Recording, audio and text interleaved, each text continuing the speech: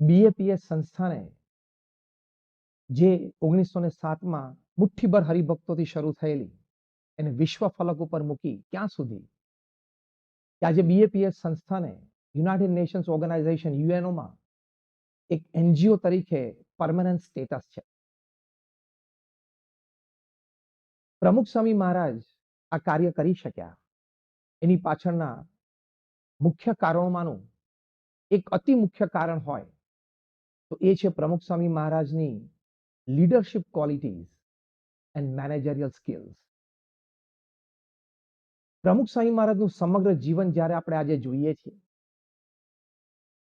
એમની જીવનશૈલી અને કાર્યશૈલી જ્યારે આપણે નિહાળીએ છીએ, પ્રમુખ સ્વામી મહારાજના વર્તનો, વિચાર, અભિગમો એ જ્યારે આજે આપણે વાંચીએ છીએ, પ્રમુખ સ્વામી મહારાજે જે કાર્યો કર્યા અને કાર્યો દ્વારા જે પરિણામો પ્રાપ્ત કર્યા એ તરફ જ્યારે આપણે મીટ માંડીએ છીએ ત્યારે એક બહુ જ સત્ય, નક્કર હકીકત એ આપણી આંખે ઉડીને વળગે છે. અને એ છે કે છેલ્લા દાયકાઓથી જે ટોપ ક્લાસ મેનેજમેન્ટ ગુરુઝ જેમણે પોતે પોતાના વિચારોથી, રિસર્ચ એટલે કે સંશોધનોથી, સર્વેથી અને સારી સારી મલ્ટીનેશનલ કોર્પોરેશન્સ, ફોર્ચ્યુન 500 કંપનીઝ, એના સીઈઓઝ, એમડીઝ, ચેરમેન્સને મળીને એમની મેનેજમેન્ટ ટીમ સાથે કામ કરીને સિનિયર અને જુનિયર મેનેજમેન્ટ ટીમ્સ સાથે રહીને એ લોકોને કાર્ય પદ્ધતિ શીખવાડતા પરસ્પર જે વાત શીખ્યા છે, જે વિચારો દ્રઢ થયા છે, જે સિદ્ધાંતો નક્કી થયા છે, એ જે એમણે લખ્યા છે, એ તમામ વાત, તમામ વિચાર અને તમામ સિદ્ધાંતો એ આપણને પ્રમુખ સ્વામી મહારાજના જીવનમાં સહજ અનેક પ્રસંગે એ આપણને દેખાય છે. એ રીતે પ્રમુખ સ્વામી મહારાજે પોતે આ સંસ્થા વિશ્વ ફલક ઉપર મૂકી દીધી. એટલે મોડર્ન મેનેજમેન્ટની દ્રષ્ટિએ જ્યારે આપણે જોઈએ છીએ ત્યારે પ્રમુખ સ્વામી મહારાજના જીવનમાં એટલે કે એમની કાર્યશૈલીમાં અને વિચારધારામાં આ મોડર્ન મેનેજમેન્ટના સિદ્ધાંતો એ સુદૃઢ હતા. મોડર્ન મેનેજમેન્ટ એટલે શું? તો મેનેજમેન્ટ કહે છે the traditional viewpoint of management is considered inappropriate in the present day environment where workers are educated and have higher level of aspirations. According to modern concept, management is a process of getting things done with the aim of achieving goals effectively and efficiently. એટલે કે અત્યારે જ્યારે આપણે દરેક ઓફિસમાં જોઈએ છે કે જે ઓફિસનો વર્કફોર્સ છે એ ખૂબ ભણેલો ગણેલો છે, માહિતીસભર છે, સોશિયલ મીડિયા સાથે એક્સપોઝ છે, વિશ્વભરની ઘણી બધી વાતો જાણે છે, સમજી શકે છે, આપસૂજવાળો છે, એને પોતાની પણ જીવનમાં આગળ વધવાની આશાઓ, ઈચ્છાઓ છે, એટલે કે એસ્પિરેશન્સ, સપનાઓ છે. એ વર્કફોર્સ સાથે જ્યારે ડીલ કરવાનું થાય ત્યારે જે ટ્રેડિશનલ એટલે પરંપરાગત મેનેજમેન્ટની વાતો છે એ હવે નહીં ચાલે કે ભાઈ મેં કહ્યું એટલે તું કરી નાખ, હું મુખ્ય છું અને તું મારા હાથ નીચે છે, કે તું મારો પગારદાર છે અથવા તું મારા કરતા જુનિયર છે એટલે હું કહું એ વાત તારે માનવી, એ વાત હવે પૂરી થઈ ગઈ. એટલે મોડર્ન મેનેજમેન્ટ એમ શીખવાડે છે કે તમારે આ લોકોના વિચારો સાંભળવા પડશે, તમારે આ લોકોના અભિગમો એ સમજવા પડશે, તમારે આ લોકોની રીતભાત કાર્ય કરવાની એની સાથે સુસંગત થવું પડશે. આ વાત મોડર્ન મેનેજમેન્ટમાં ખૂબ સુંદર રીતે શીખવાડે છે. એટલે મોડર્ન મેનેજમેન્ટ એક સુનિશ્ચિત પદ્ધતિ છે કે જેમાં રહીને જો કાર્યો કરવામાં આવે, સંબંધો જાળવવામાં આવે અને રોજિંદા કાર્યોમાં એના જે નીતિ નિયમ સિદ્ધાંતો છે એ એપ્લાય કરવામાં આવે તો ખૂબ સુંદર ઉમદા પરિણામો જે આપણને સૌને અપેક્ષિત છે એ પ્રાપ્ત કરવાની શક્યતાઓ એ ઘણી બધી વધી જતી હોય છે. તો આ ત્રિદિવસીય પારાયણમાં પ્રમુખ Swami Maharaj and modern management એમાં આપણે 3 દ્રષ્ટિકોણ સમજવાનો પ્રયત્ન કરીશું. પ્રથમ દ્રષ્ટિકોણ છે પ્રમુખ સ્વામી મહારાજ એન્ડ પીપલ. બીજો દ્રષ્ટિકોણ છે પ્રમુખ સ્વામી મહારાજ એન્ડ વર્ક. ત્રીજો દ્રષ્ટિકોણ છે પ્રમુખ સ્વામી મહારાજ એન્ડ વેલ્યુઝ. આજે બહુ જ સુંદર વાત મોડર્ન મેનેજમેન્ટ સમજાવે છે. તમામ મેનેજમેન્ટ ગુરુઝ પોતાના સેમિનાર્સ અને કોન્ફરન્સીસમાં ફોર્ચ્યુન 500 કંપનીઝના એક્ઝિક્યુટિવ્સને સમજાવે છે. બહુ જ સુંદર વાત કરે છે કે if you want to B successful, એટલે કે તમારે જો સારી સફળતા પ્રાપ્ત કરવી હોય તો you take care of your people and your people will take care of your work. Simple. તમે તમારા લોકોનું ધ્યાન રાખો અને તમારા લોકો છે એ તમારા કામનું ધ્યાન રાખો. એટલે જે પ્રથમ વાત આપણે સમજવા બેઠા છીએ કે પ્રમુખ સ્વામી મહારાજ એન્ડ પીપલ, એ વાત જ્યારે આપણે એક મોડર્ન મેનેજમેન્ટની દ્રષ્ટિએ જોઈએ છે ત્યારે એક ખૂબ સુંદર પુસ્તક મેનેજિંગ ધ મિલેનિયલ્સ, સબટાઇટલ છે discover the core competencies for managing today's workforce. આ પુસ્તકમાં લેખકો એસ્પિનોઝા, મિક ઉક્લેજા અને ક્રેગ રૂથ્સ એ જનરેશન ટ્રેડ્સ અને ગેપ્સ વિશે ખૂબ સુંદર વાત લખે છે.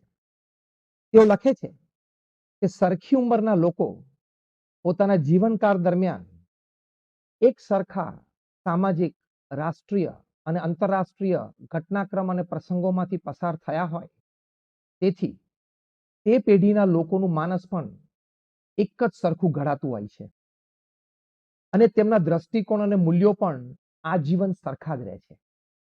એટલે કે પેઢી નહીં પણ કાર્ય પેઢીની વાત અહીંયા કરે છે. આપણે જ્યારે પેઢી વાત કરીએ એટલે કે જનરેશન શબ્દ બોલીએ ત્યારે ઉંમર અને વર્ષની વાત આવે છે, અને જ્યારે કાર્ય પેઢી એટલે વર્ક જનરેશનની વાત કરીએ ત્યારે જે તે પેઢીનું કાર્ય માનસ એટલે કે વર્ક મેન્ટાલિટીની વાત આવે છે. તો એ વર્ક મેન્ટાલિટી દરેક જનરેશનની જુદી જુદી હોય છે, એ આ લેખકો આમાં જણાવે છે. એટલે જે તે પેઢીના લોકો પોતાના અનુભવો વ્યક્તિગત, સામાજિક, રાષ્ટ્રીય, આંતરરાષ્ટ્રીય ઘટનાઓથી પામીને એમની વિચારધારા, વર્તણૂક અને અભિગમો ઘડાતા હોય છે. બહુ જ સુંદર વાત એનાલિસિસ આ લેખકોએ આ પુસ્તકમાં કરી છે. એમણે કહ્યું કે 1925 થી 1945 ની વચ્ચે જે જન્મ્યા એને બિલ્ડર્સ જનરેશન કહેવાય. આ જનરેશનની વર્ક મેન્ટાલિટી કેવી હતી?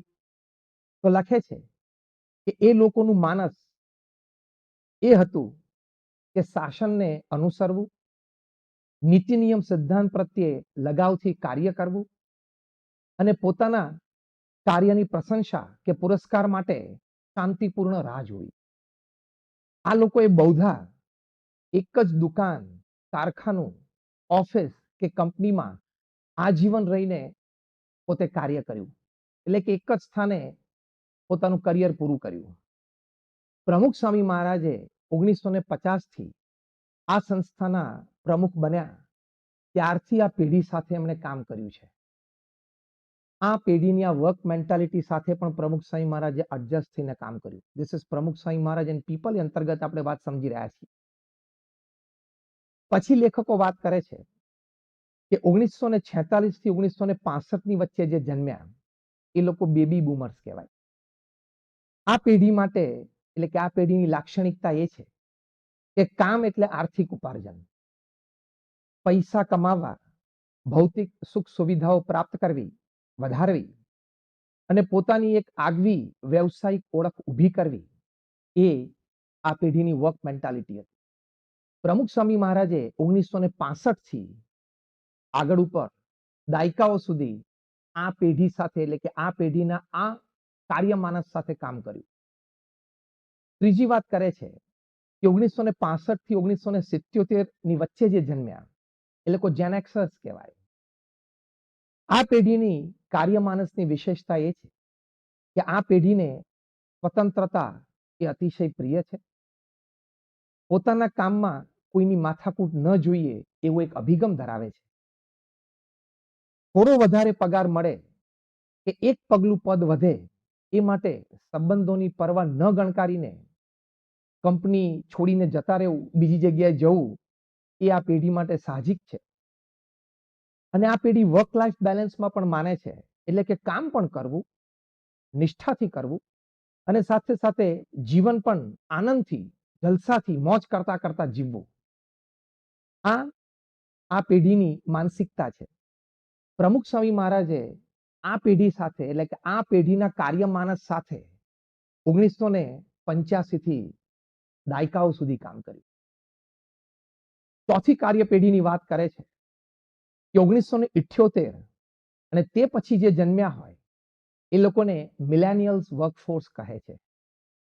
આ પેઢીની વિશેષતા બહુ સમજવા જેવી છે, કારણ કે એ પેઢી અત્યારે સમાજમાં કાર્યરત છે.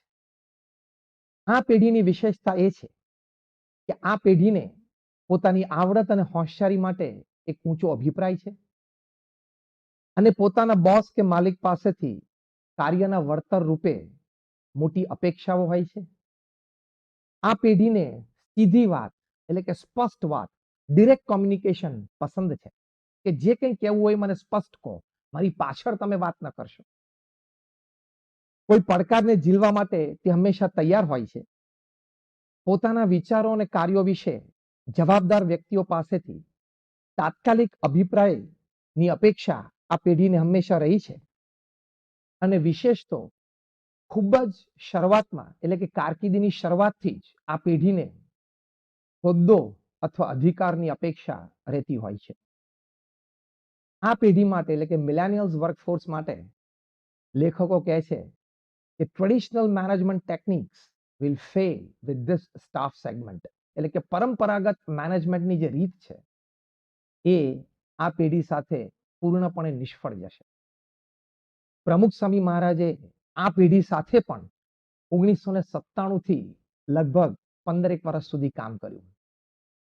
એટલે પ્રમુખ સ્વામી મહારાજની એ વિશેષતા રહી કે he understood, he adjusted and he got positively engaged with all 4 work generations of his lifetime. ચારે ચાર કાર્ય પેઢી સાથે પ્રમુખ સ્વામી મહારાજ એ પોતે કાર્ય કર્યું, કારણ કે 1950 થી 2016 સુધી 65 વર્ષ સુધી પ્રમુખ સ્વામી મહારાજ બીએપીએસ સંસ્થાના વહીવટી પ્રમુખ રહ્યા અને એ સમયગાળા દરમિયાન 1971 થી 2016 સુધી પોતે આધ્યાત્મિક ગુરુ પણ રહ્યા. એટલે એમને આ ચારે ચાર કાર્ય પેઢી સાથે કાર્ય કરવાનો અવસર આવ્યો. પ્રમુખ સ્વામી મહારાજની આ યુનિકનેસ કહેવાય, કારણ કે અત્યારે પૃથ્વી ઉપર બહુ જૂજ એવી વ્યક્તિઓ છે અથવા તો હતી અથવા તો ભવિષ્યમાં થશે કે જેણે આવા લાંબા સમય સુધી આવી ચાર કાર્ય પેઢી સાથે કામ કર્યું હોય. આવી જૂજ વ્યક્તિઓ છે જેને આવી ચાર કાર્ય પેઢી સાથે વિચાર વિમર્શ કર્યો હોય, એટલે કે ચર્ચાઓ કરી હોય, મીટિંગ કરી હોય, નિર્ણયો પર આવ્યા હોય, કાર્ય નિપટાવ્યું હોય, એટલે કે એમની પાસેથી કાર્ય લીધું હોય. એક આ યુનિક લીડરશિપ ક્વોલિટી કહેવાય, કારણ કે પ્રમુખ સ્વામી મહારાજ આ ચારે ચાર કાર્ય પેઢીની વિચારધારા સારી રીતે સમજ્યા, કદમ મિલાવીને એમની સાથે કામ કર્યું અને ઉત્તમ પરિણામો પ્રાપ્ત કર્યા. This is a very very rare achievement when it comes to work success. કાર્ય સિદ્ધિની દ્રષ્ટિએ આ બહુ જ મોટી વાત કહેવાય કે પોતે જ્યારે એમની ઉંમર 90 અને 92 વર્ષની હતી ત્યારે પણ 20-22 વર્ષ 25 વર્ષના જે સંતો એમના કાર્યમાનસને પોતે સમજી શકતા અને એ કાર્યમાનસની સાથે ચર્ચા વિમર્શ કરીને એને કાર્ય કરવા માટે પ્રેરિત કરી શકતા, એની સાથે કાર્ય કરી શકતા. આમાં એક મોટી વિશેષતા બીજી પણ ઉમેરાય છે. તમે જો જ્યારે કોર્પોરેટ્સમાં કામ થતું હોય ત્યારે ત્યાં પે એન્ડ સ્માઇલ રિલેશનશિપ હોય. એટલે કે કર્મચારીને માલિકનો પગાર ગમે છે એટલે કર્મચારીના ચહેરા ઉપર સ્મિત છે અને કર્મચારીનું કામ એ માલિકને ગમે છે એટલે માલિકના ચહેરા ઉપર સ્મિત છે. This is called pay and smile relationship. જ્યારે માલિકને કર્મચારીનું કામ ઓછું ગમતું થશે અથવા તો કર્મચારીને કંઈક માલિકનો પગાર ઓછો પડશે અથવા ક્યાંક બીજે વધારે પગાર મળશે, ત્યારે બંનેના ચહેરા પરથી આ સ્માઇલ ઉડી જશે. This is called pay and smile relationship. It's a corporate relationship. It's a professional relationship. પ્રમુખ સ્વામી મહારાજે જે લોકો સાથે કામ કર્યું એ એનજીઓમાં રહીને કર્યું, નોન ગવર્મેન્ટ ઓર્ગેનાઇઝેશન, એ પણ એબ્સોલ્યુટ સ્પિરિચ્યુઅલ ફાઉન્ડેશન સાથેની એનજીઓ કે જેમાં સર્વેન્ટ્સમાં રિલેશનશિપ હોય. એટલે પ્રમુખ સ્વામી મહારાજે જે લોકો સાથે કામ કર્યું ત્યાં સેવા કરવી અને જીવનનો આનંદ પ્રાપ્ત કરવો એ રીત પ્રણાલિકા રહી કે નિસ્વાર્થ ભાવે સેવા કરવાની, એનો આનંદ લેવાનો. તો પેરેન્ટ્સમાં રિલેશનશિપ કરતા સર્વેન્ટ્સમાં રિલેશનશિપમાં પરિણામો લાવવા એ ખૂબ અઘરા છે. કારણ કે પેરેન્ટ્સમાં રિલેશનશિપમાં મની ઇઝ ઇન્વોલ્વ, સર્વેન્ટ્સમાં રિલેશનશિપમાં મની ઇઝ નોટ ઇન્વોલ્વ. તમારે મુખ્ય લીડર તરીકે સર્વેન્ટ્સમાં રિલેશનશિપમાં એ વ્યક્તિનું ધ્યાન રાખવાનું, એનું કાર્ય માનસ ઓળખવાનું, એનું મન સાચવવાનું, એની ઈચ્છાઓ આકાંક્ષાઓ છે એ સંતોષવાનો પ્રયત્ન કરવાનો. કોઈક વખત એમને કોઈ સ્થાન કોઈ કાર્ય ગમ્યું ન ગમ્યું તેની માટે રીએડજસ્ટમેન્ટ વિચારવાનું. એટલે સર્વેન્ટ્સમાં રિલેશનશિપમાં લોકો પાસેથી કામ લઈને ઉમદા પરિણામો સમાજ માટે પ્રાપ્ત કરવા એક બહુ જ મોટી વિશેષતા કહેવાય. આ દ્રષ્ટિએ જોઈએ તો Pramukh Swami Maharaj was a very unique leader. અતિ અદ્વિતીય લીડરશિપ ક્વોલિટીઝ એમનામાં હતી. એટલે પ્રમુખ સ્વામી મહારાજ 65 વર્ષ સુધી જે આ સંસ્થાના પ્રમુખ રહ્યા એ એમણે ચારેય કાર્ય પેઢીઓ સાથે કામ કર્યું.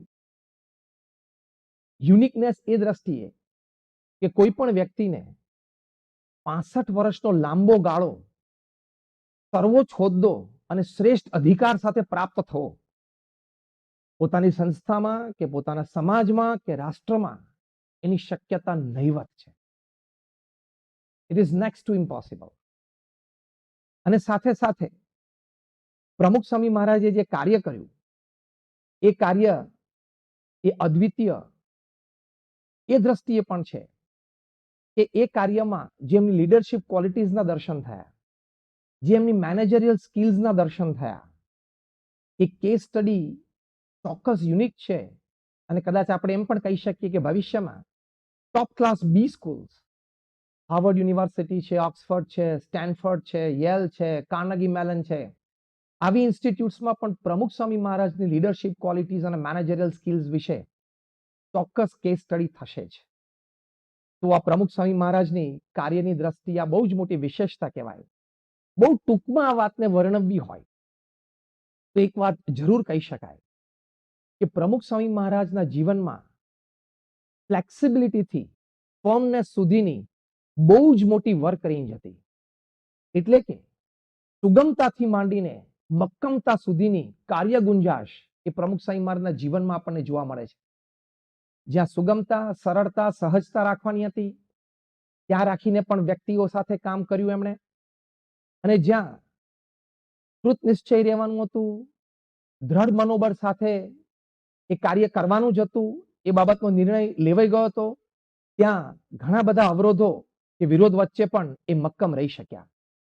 તો ફ્લેક્સિબિલિટી ટુ ફર્મનેસની જે વર્ક રેન્જ હોવી is a very rare leadership quality.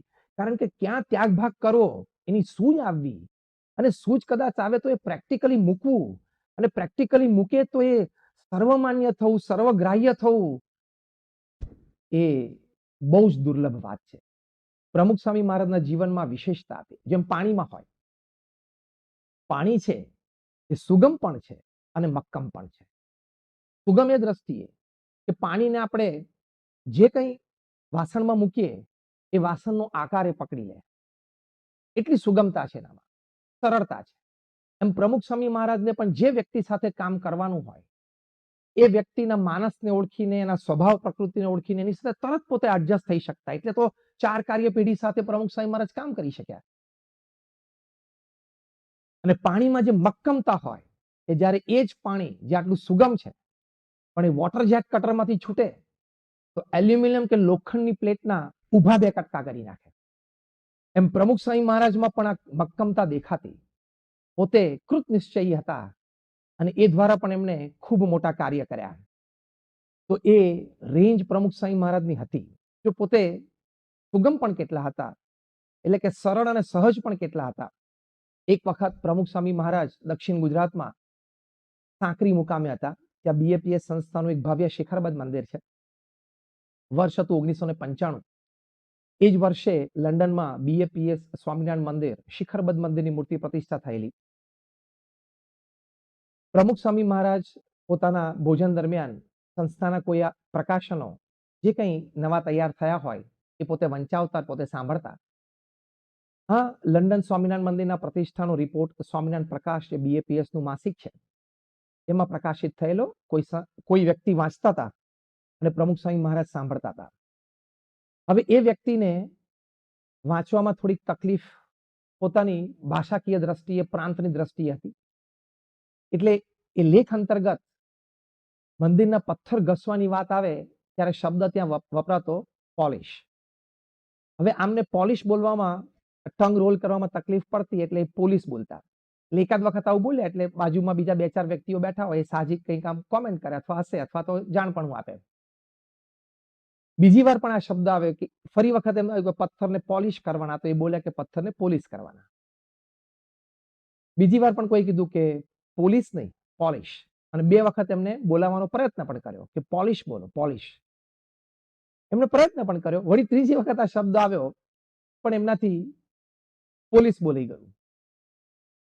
અને કોઈ એમને ટકોર કરી ત્યારે પ્રમુખ સ્વામી મહારાજ એક ખૂબ સુંદર વાત કરી. જો આ પ્રમુખ સ્વામી મહારાજ એન્ડ પીપલ, લોકોના માણસને સમજવા, એની પ્રકૃતિને ઓળખવી, પ્રમુખ સ્વામી મહારાજ એક બહુ જ મોટો મેનેજમેન્ટ સિદ્ધાંત બોલ્યા. પ્રમુખ સ્વામી મહારાજ બોલ્યા કે જુઓ, એકવાર આપણે એ વ્યક્તિની મર્યાદા જાણી લીધી કે આ વ્યક્તિની આ મર્યાદા છે, પછી આપણે એની સાથે કામ કરવાનું હોય તો આપણે એને એડજસ્ટ થઈ જવાનું. બહુ જ મોટો મેનેજમેન્ટ સિદ્ધાંત છે when you are working with people.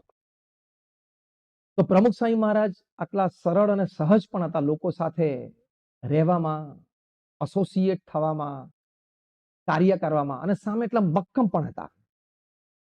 પ્રમુખ સ્વામી મહારાજ ઘણી વખત એક વાત કરતા. પોતાના ગુરુ શાસ્ત્રીજી મહારાજ પાસેથી એ વાત શીખ્યા હતા. પ્રમુખ સ્વામી મહારાજ કહેતા કે કોઈ પણ કાર્યનો આરંભ કરવો હોય તો 100 વાર વિચાર કરવો, એના પ્રોઝ એન્ડ કોન્સ, એનાથી લાભ શું છે, ગેરલાભ શું છે, શું ઓબ્સ્ટેકલ્સ આવી શકે છે, 100 વાર વિચાર કરવો. પણ 100 વાર વિચાર કર્યા પછી જો આપણે નક્કી કરીએ કે આ કામ કરવું છે તો પછી એ કામ આદરવું, અને પછી એ કાર્યમાં 100 વિઘ્ન આવે તો પણ ઊભું નહીં રહેવાનું. એ પ્રમુખ સ્વામી મહારાજનો સિદ્ધાંત હતો. એટલા બધા મક્કમ હતા. 1995ની સાલમાં ત્યાં લંડનમાં મંદિર બંધાયું. એના આગલા વર્ષોમાં 1993, 1994ની સાલમાં, 1995ની સાલમાં પણ ઇંગ્લેન્ડ અને યુરોપમાં સખત રિસેશન હતું, જબરજસ્ત મંદી હતી. એ પરિસ્થિતિમાં 1994માં પ્રમુખ સ્વામી મહારાજ સત્સંગ વિચરણમાં દક્ષિણ ભારતમાં હતા. તે વખતે ત્યાં લંડનથી ટ્રસ્ટીશ્રીઓ અને આગેવાનોએ એક મીટિંગ કરીને એક નિર્ણય લેવાનું નક્કી કર્યું. અને પ્રમુખ સ્વામી મહારાજને પહેલા જણાવ્યું કે સ્વામી, હવે હું નિર્ણય કરીએ છીએ કે આવતા વર્ષે આપણે મંદિર તો પૂરું કરીએ અને પ્રતિષ્ઠા મહોત્સવ પણ ઉજવાય, પણ જે આપણે હવેલી બનાવી છે, એટલે કે લાકડાના કોતરકામ વાળી હવેલી, એમાં 5000 માણસ બેસી શકે એવો સભા મંડપ, એ જે નક્કી કર્યું છે એ આપણે અત્યારે મુલતવી રાખીએ. એ કદાચ આપણે સેકન્ડ ફેઝમાં કરીએ, જેથી અત્યારે પૈસાની થોડી ખેંચ છે, થોડી સવલતો ઓછી છે, વ્યવસ્થાઓ થોડી ટાંચી પડે છે, તો આપણે સારી રીતે આ કાર્ય કરી શકીએ. પ્રમુખ સ્વામી મહારાજે ચર્ચામાં કોણ કોણ બેઠું છે વિગતો જાણી, કોણે શું વાત કરી, શું અભિપ્રાય આપ્યો, એ બધી વાત જાણી. પછી પ્રમુખ સ્વામી મહારાજે ખૂબ સુંદર વાત કરી. જો કેટલી મક્કમતા. પ્રમુખ સ્વામી મહારાજે કહ્યું કે જો આપણે બધા સાથે બેસીને ખૂબ વિચારીને એક નિર્ણય લીધો છે કે 1995ની સાલમાં લંડનમાં પથ્થરનું ભવ્ય શિખરબદ્ધ મંદિર કરવું અને સાથે સાથે 5000 માણસ બેસી શકે એવી એક લાકડાની હવેલી, સુંદર કોતરકામ વાળી એ સભા મંડપ પણ બનાવવું. આપણે બધાએ સાથે નિર્ણય લીધો છે. એ વખતે આપણે બધી પ્રકારની ચર્ચાઓ થઈ. હવે આપણે પાછા પડીએ યોગ્ય નહીં. પછી પ્રમુખ સ્વામી મહારાજ એકદમ ભાવમાં આવી ગયા. સ્વામી કે હું છું અને મરદા બેઠા કરી દઈશ, બધાને આમ પ્રેરિત કરી દઈશ. અને 94ની સાલમાં પ્રમુખ સ્વામી મહારાજ લંડન પધાર્યા અને ત્યાં પ્રમુખ સ્વામી મહારાજ 4 મહિના રહ્યા. ખૂબ બધાને સુંદર પ્રેરણાઓ આપી, ખૂબ મોટિવેશન આપ્યું. અને પ્રમુખ સ્વામી મહારાજે અને સર્વે વડીલશ્રીઓએ, ટ્રસ્ટીશ્રીઓએ જે નિર્ણય લીધેલો કે 1995માં મંદિર અને હવેલી બંને ઉદ્ઘાટિત કરવા એ બીજા વર્ષે થયું. તો જો પ્રમુખ સ્વામી મહારાજ પાસે આ ફૂલ રેન્જ હતી, from flexibility to firmness, he had the full range and attitude to do the work. તો આ એક વિશેષતા એ પ્રમુખ સ્વામી મહારાજના જીવનમાં આપણને ખૂબ સુંદર રીતે જણાય છે. મોડર્ન મેનેજમેન્ટની જ્યારે આપણે વાત કરીએ છીએ ત્યારે અમેરિકાની વિશ્વ પ્રસિદ્ધ કંપની 3M, જે કરોડો ગ્રાહકો ધરાવે છે, એના વર્ષો સુધી પ્રેસિડેન્ટ અને ચેરમેન રહેલા વિલિયમ મેકનાઇટ, જેઓ એક અતિ સફળ મલ્ટીનેશનલ કોર્પોરેશનના પોતે લીડર ગણાય છે. જ્યારે 3Mમાં જોડાયા ત્યારે કંપની ફરચામાં હતી. પોતાની લીડરશિપ ક્વોલિટીઝ અને મેનેજરિયલ સ્કિલ્સથી એમણે આ 3M કંપનીને ઉગારી અને આજે કંપની $3200 કરોડ રેવન્યુ ધરાવે છે. વિલિયમ મેકનાઇટ જ્યારે લોકો સાથે કામ કરવાની વાત વિશે વાત કરતા ત્યારે પોતે કહેતા કે people are your greatest asset. Make sure that how you look after your people is consistent with your words. એટલે કે લોકો છે, કંપની હોય તો કર્મચારી હોય, સંસ્થા હોય તો સેવકો હોય, એ તમારી સૌથી મોટી મૂડી છે, સૌથી મોટી અમાનત છે. તમે જે પ્રમાણે એને વચન આપ્યું હોય એ પ્રમાણે તમે એની સાથે વર્તો, એનું ધ્યાન રાખો, એની ખૂબ કાળજી રાખજો. પ્રમુખ સ્વામી મહારાજે 1950માં 21મી મે જ્યારે એમના ગુરુએ એમને આ સંસ્થાનું પ્રમુખ પદ સોંપ્યું ત્યારે એમના ગુરુહરિ અને સર્વે સભાજનોને જે વચન આપેલું, એમણે કહ્યું કે હું મારા દેહની પરવા કર્યા સિવાય આપને એટલે કે સંસ્થાના સિદ્ધાંતોને સંપૂર્ણ વફાદાર રહીશ અને આપનો કૃતકૃત્ય થઈશ. વળી એમણે એમ પણ કહ્યું કે મારા દેહની પરવા કર્યા સિવાય હું સંસ્થા અને હરિભક્તોનું સંવર્ધન કરીશ. પ્રમુખ સ્વામી મહારાજ remain consistent with these words with his people lifetime. લેશ માત્ર પણ કોઈ ક્ષણે 95 વર્ષની ઉંમર સુધી પ્રમુખ સ્વામી મહારાજ આ શબ્દોમાંથી વિચલિત નથી થયા. કેટલી કેર, કેટલું કન્સર્ન, કેટલું કન્સિડરેશન એમણે પોતાના લોકોનું રાખ્યું. પ્રમુખ સ્વામી મહારાજ એક વખત લીંબડીમાં હતા. ત્યાં એક યુવક હરિકૃષ્ણ એ પ્રમુખ સ્વામી મહારાજ પાસે વ્યક્તિગત દર્શન મુલાકાતમાં આવ્યો અને સ્વામીશ્રીને વાત કરી કે સ્વામી હું બીકોમ થયો પણ મારી પાસે કોઈ જોબ નથી અને ઘરે પણ મા બાપ બહુ ચિંતિત છે, પરિસ્થિતિ પણ આર્થિક ઘણી નાજુક છે, તો ક્યાંક જોબ મળી જાય એવી આપ ભલામણ કરો તો સારું. પ્રમુખ સ્વામી મહારાજે કીધું થોડી વાર રોકા. અન્ય મુલાકાતીઓને મળીને પ્રમુખ સ્વામી મહારાજે મુંબઈ હરીશભાઈને ફોન કર્યો અને હરીશભાઈને કહ્યું કે આ હરિકૃષ્ણ આપણો સત્સંગી યુવક છે, બીકોમ થયેલો છે, હજી એને બીજો કોઈ વિશેષ કામનો અનુભવ નથી, પહેલી જ નોકરી છે, પણ તું એને નોકરીએ રાખજે, એને યોગ્ય તું કામ આપજે અને તને જે યોગ્ય લાગે એ પ્રમાણે પગાર આપજે, પણ એને એકવાર કામે તું ચડાવી દે. એટલે હરીશભાઈ કીધું કે ભલે સ્વામી, એ ભલે મુંબઈ આવી જતા. એમ કહીને હરિકૃષ્ણને ત્યાં મુંબઈ પ્રમુખ સ્વામી મહારાજે મોકલ્યો. ત્યાં હરીશભાઈએ એને જોબ પર રાખ્યા પોતાની જ ફેક્ટરીમાં અને ફેક્ટરીના કેમ્પસમાં જ જે એમ્પ્લોઈઝ ક્વાર્ટર્સ હતા ત્યાં રહેવાની પણ વ્યવસ્થા કરી આપી. એક અઠવાડિયા પછી પ્રમુખ સ્વામી મહારાજે હરીશભાઈને ફોન કર્યો કે હરિકૃષ્ણ જોડાઈ ગયો? તો કે હા. એને કામ ફાવે છે? તો કે હા. તું ધીમે ધીમે એને કામ શીખવજે? તો કે હા સ્વામી. પછી પ્રમુખ સ્વામી મહારાજ હરીશભાઈને કહે છે કે જો ત્યાં અઠવાડિયે એક વખત રજા હોય અને આખો દિવસ તો એ અઠવાડિયામાં 6 દિવસ તો એ કારખાનાના વાતાવરણમાં રહ્યો હોય, એને સહેજે મન થતું હોય કે મારે બહાર જવું છે પણ મુંબઈ જેવું મોટું શહેર છે, તો એમ કરજે તું એને એક સાયકલ લાવી આપજે, જેથી એને ક્યાંક અડધો પોણો કલાક બહાર જવું હોય, ફ્રેશ થવું હોય તો થઈ શકે. કેટલી બધી કેર. પ્રમુખ સ્વામી મહારાજે આ વાત હરીશભાઈને કરી. હરીશભાઈએ જ્યારે આ વાત હરિકૃષ્ણને કરી ત્યારે હરિકૃષ્ણના આંખમાં આંસુ આવી ગયા કે પ્રમુખ સ્વામી મહારાજ મારું આટલું બધું ધ્યાન રાખે છે. તો જો આ વિલિયમ મેકનાઇટે જે વાત કરી કે people are your greatest asset, the way you take care of them, એની જે તમે સંભાળ રાખો છો, એ જે સંબંધો બંધાય છે એ બહુ જ મોટું કાર્ય કરી જાય છે.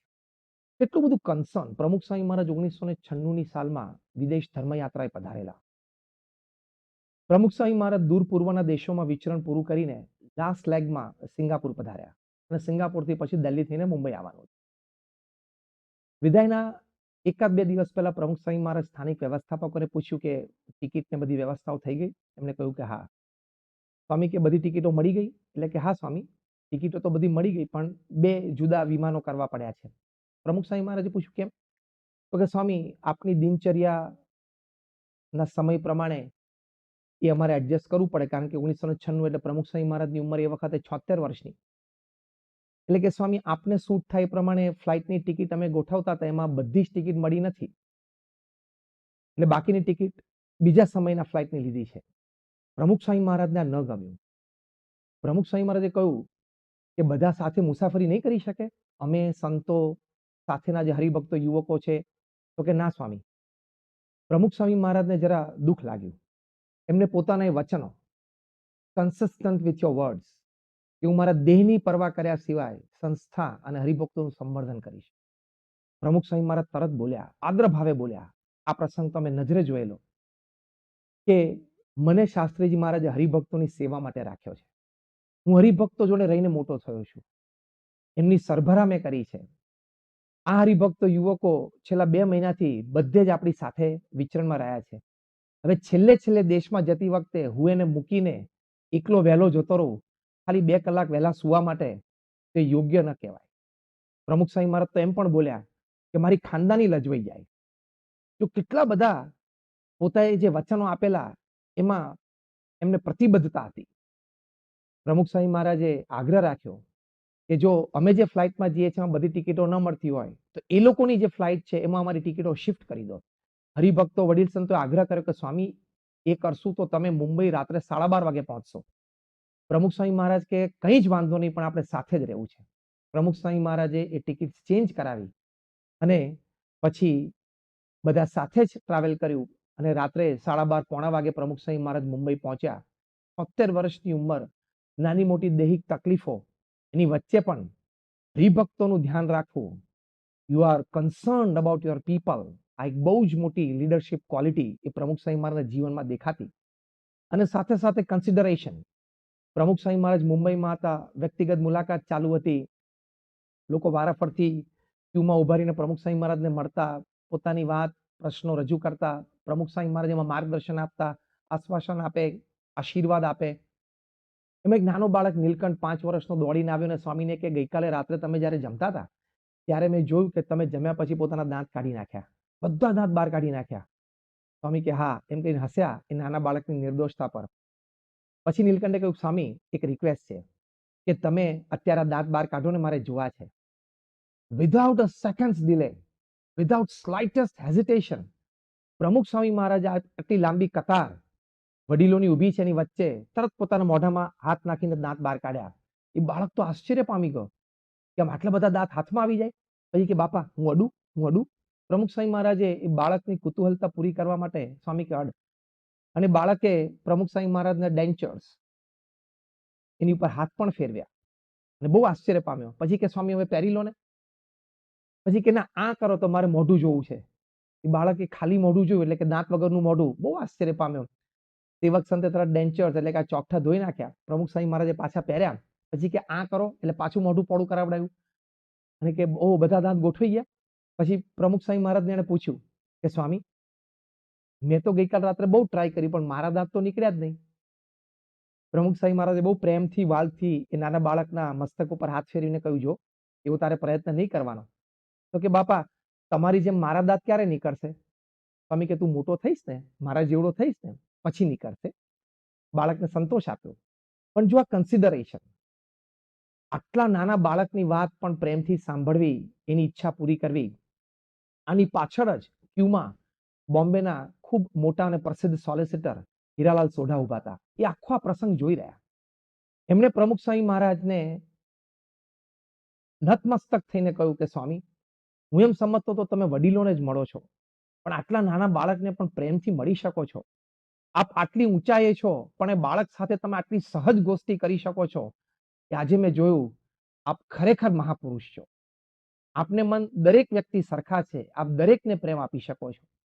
તો જો પ્રમુખ સ્વામી મહારાજના જીવનમાં જે કેર, જે કન્સર્ન, જે કન્સિડરેશન વારે વારે પ્રમુખ સ્વામી મહારાજ સંતોને કહેતા, જ્યારે ઉત્સવ સમયની ઉજવણી હોય ત્યારે, કે તમારા ડિસ્ટ્રિક્ટના હરિભક્તોનું તમે ધ્યાન રાખજો, એમના ઉતારાનું, એમના ભોજનનું, એમને કોઈ તકલીફ ન પડે, સભામાં બેઠકનું, તમારી માટે એ જ સમયો છે. હરિભક્તોની સંભાળ તમે રાખશો, સેવા કરશો, એ જ તમારી માટે સમયો છે. તો પ્રમુખ સ્વામી મહારાજ એન્ડ પીપલ, એમાં કેર, કન્સર્ન, કન્સિડરેશન એ પ્રમુખ સ્વામી મહારાજની સાહજિક પ્રકૃતિ હતી. Because he believed and he behaved with the attitude that I am the first સેવક of BAPS. હું BAPS નો પ્રથમ સેવક છું એવી માન્યતા સાથે પોતે રહ્યા, જીવ્યા. એટલે આ બધી વસ્તુ સાહજિક હતી. વિલિયમ મેકનાઇટ એક બીજી પણ સુંદર વાત કરતા કહે છે, if you put fences around people you will get ship. એટલે કે તમે લોકોની આજુબાજુ જો વાડ બાંધી દેશો, તમારા કર્મચારીઓ હોય અથવા તમારા સેવકો હોય, તો તમને ઘેટા જ મળશે. વાડ બાંધવી એટલે શું? કે ટ્રેડિશનલ મેનેજમેન્ટ, કે હું કહું એમ બધાય કરી નાખવાનું, હું અધિકારી છું, હું શ્રેષ્ઠ છું, મારા વિચારો જ ઉત્તમ છે અને તમારે બધાય મને ફોલો જ કરવાનું છે. That is called putting fences around people. તો તમને ઘેટા જ મળશે, કારણ કે એ લોકોની વિચારધારા પૂરી થઈ જશે, કોઈ ક્રિએટિવિટી નહીં રહે. એટલે વિલિયમ મેકનાઇટે કહ્યું કે give people free rain to develop there creativity. એટલે કે લોકોને પોતાની રચનાત્મકતા માટે તમારે બધી રીતે એને અનુકૂળતા કરી આપવી પડે. એ પોતે ક્રિએટિવ રહે એની માટે તમારે એને સવલતો પૂરી પાડવી પડે.